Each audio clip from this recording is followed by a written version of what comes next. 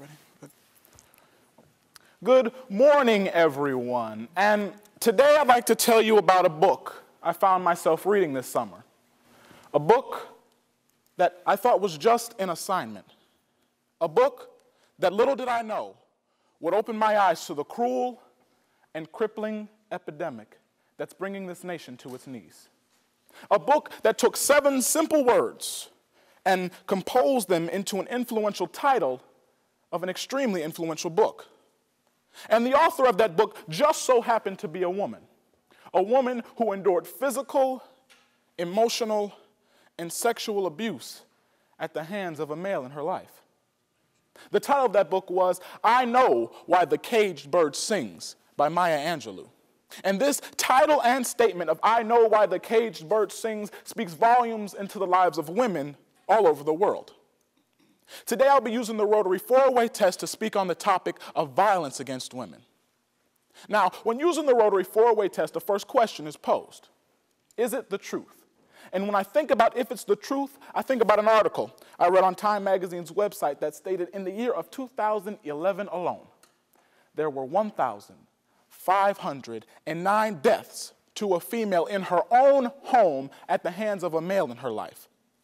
When I think about if it's the truth, I am forced to think about the fact of the matter that 45% of the female population in this country, the country we call the land of the free and the home of the brave, will receive some form of sexual abuse in her lifetime. 45%. That's almost half of the female population.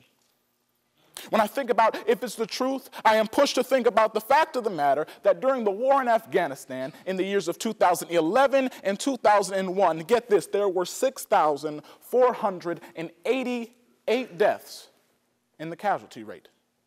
But in those same 2 years, there were 11,766 reports of domestic violence. This almost doubles the casualty rates in a war. In the land of the free, of course. Now that's the truth. Also, when using the Rotary 4-way test, the second question is posed. Is it fair to all concerned? Is it fair that even with the insertion of the 19th Amendment to the Constitution in 1920 that states women are just as equal as men, 97% of domestic violence cases are toward a woman? Is it fair that some women in this country, the land of the free, are seen as just sexual objects in the eyes of society? Is it fair that a 9-year-old girl from Harrison, New Jersey, was riding her bike home from school when she was taken and raped? Is it fair to her? Is it fair to her family that a 9-year-old girl, just 14 petals away from home, was taken? In situations like this, it is fair to no one that is concerned.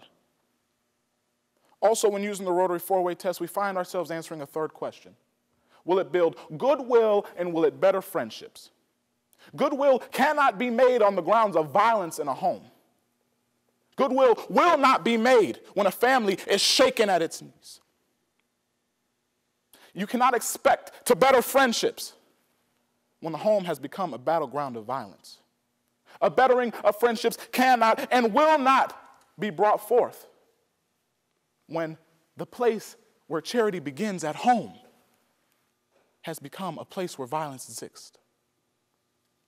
Also, when using the Rotary 4-way test, the final question is posed. Is it beneficial to all that are concerned?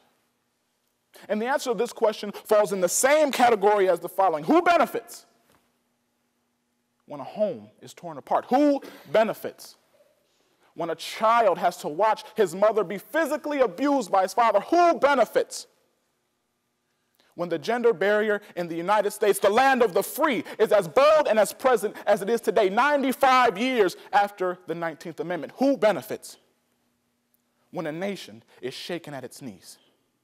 The answer to this question and all the other questions asked is no one. No one benefits. And in hearing this speech and understanding the cruel and crippling epidemic of violence against women, you see that I know why the caged bird sings. Do you? Thank you.